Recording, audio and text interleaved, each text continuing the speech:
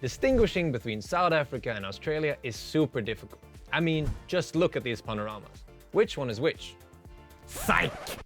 All of them are Turkey. So today, let's clear up how to tell whether you are in either Southern Africa or Oceania. Two regions that are very easy to mix up if you're just vibing and clicking. We're gonna start broad, how to separate the continents from each other. And then we'll move on to unique features for the countries. And lastly, you know it, region guessing, baby. So after this video, you're gonna go from dry to insta-locking 4K. First of all, why is this even confusing? Well, you've got a lot of dry landscapes. You've got loads of open roads, and all of these countries drive on the left. So let's start with the best and most simple tip to at least guess the correct content: road lines. In Oceania, it's white lines, while in Southern Africa, we have yellow outer lines. This is one of the absolute best ways to narrow down which continent you're in. So whenever you see yellow outer lines, you can at least save yourself from an embarrassing 0-point guess. Next up, let's go through our favorite things sticking out of the ground.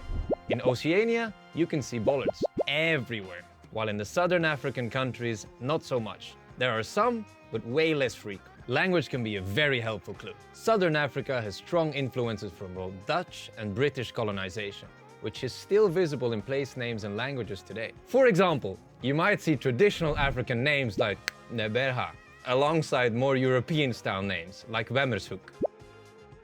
Dutch influence, especially through Afrikaans, often leads to place names with double vowels, like A, which can be a useful hint when identifying the region. Still with me? Great. Let's break it down further. So picture this, you're seeing cars driving on the left and white outer lines. So you know you're going to be in either New Zealand or Australia. So what do you look for? First and foremost, you gots to learn the bollards. Here's New Zealand's and here's Australia's. Note that Australia's bollards look very similar to the Turkish ones, so double check the driving side. Another great infrastructure tip is the give way signs. Australia uses black text, while New Zealand uses red text. I kind of like to separate them by thinking that New Zealand's red text matches their red stars on the flag. Yeah, I'm pretty cool like that. And we also got to address the address signs. Bruh. In New Zealand, they're everywhere, and they're often colored blue, which can be extremely useful. Trust me. And here's my favorite tip. In Australia, Burger King had to change their name to Hungry Jack's. Copyright issues. Don't worry about it, kid. Which can save you if you ever spawn in the middle of a city. There's also some quite distinct way that the countries design their highway signage. Notably, New Zealand's red shield, which you can also clearly see when scanning the map. And lastly, one thing that's good to bear in mind is that New Zealand is far more lush and green, whereas in Australia, you'll more often come across dry landscapes, which is maybe a bit obvious when you compare the countries on the map. Before we go on, here's an easy matrix listing the differences if you'd like to pause. Southern Africa is very similar, so let's just power through some of the features of each country so that you'll never guess wrong again. Namibia. Very dry and all yellow plates. If you're into that kind of stuff, usually a visible Google car. And here we also have the toilet paper meta. We'll talk about that one later. Botswana.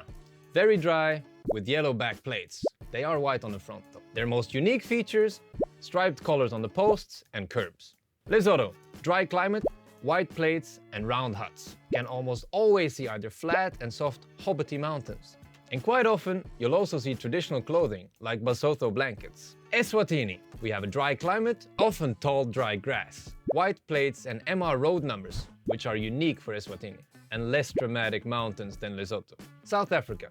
A varied climate, white plates, and roads labeled N and R, which is unique for South Africa. Sometimes you'll see blue kilometer markers. Also remember that the internet domain is .za. To me, a pretty decent way of guessing South Africa is to actually rule out the other African countries first, since the rest are more distinct. So if you see yellow outer lines, but let's say you're lacking yellow license plates, and it's not very dry, and you see no striped signposts, then your best guess is probably South Africa. Before we jump into region guessing, here's an easy matrix if you'd like to pause.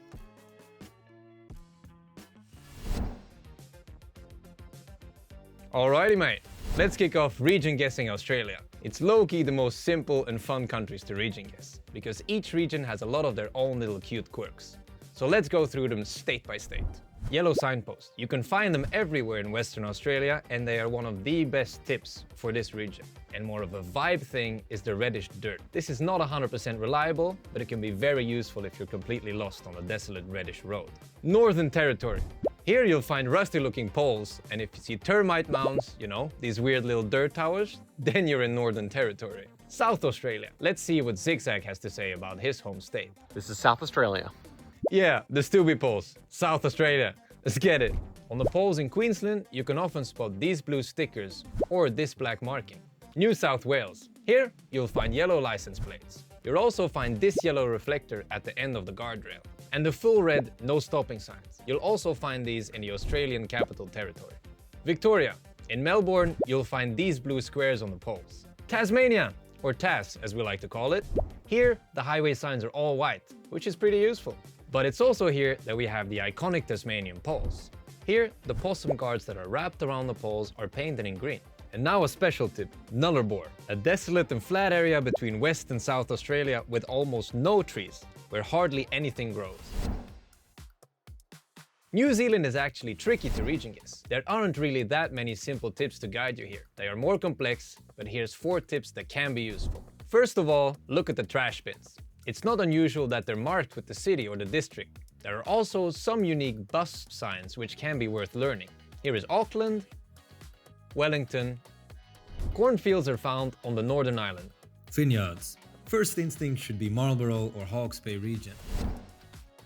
To be honest, Southern Africa is even more complex to region guess.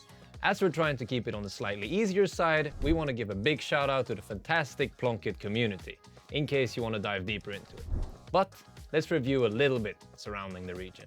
In South Africa, there are a couple ways to region guess. You can do so by learning the different types of pole designs, license plates, and phone codes. One element that's quite useful, at least according to me, is that Western Cape is usually where you'll find a more dramatic landscape, like cool mountain roads, vineyards, and so on. A really good tip for Botswana is that the street view coverage is very sparse. Usually it's very flat, but whenever you see mountains, you should think south towards the South African border. Like Botswana, Namibia does not have that much coverage, but the simplest way to region guess here is to find area codes. At first glance, it can look a bit confusing, but think of it as a spiral that starts from the capital Windhoek. Or you can just learn the toilet paper meta. See if I care. Basically, depending on where you see this toilet paper at the back of the Google truck, you can tell which road you're on. Lesotho and Eswatini. Plonk middle, get like 4.5k, easy. There was a lot of info here, but if you have to remember one thing per country, go for these. Australian bollards, New Zealand bollards, Botswana's striped poles and curbs, Namibia's all yellow plates, Lesotho mountains, Eswatini's tall dry grass, and if you see nothing of the above, it's South Africa. Also remember that yellow outer lines means Southern Africa, while white outer lines means Oceania. Alright, that's it. Don't forget to like, subscribe, and comment.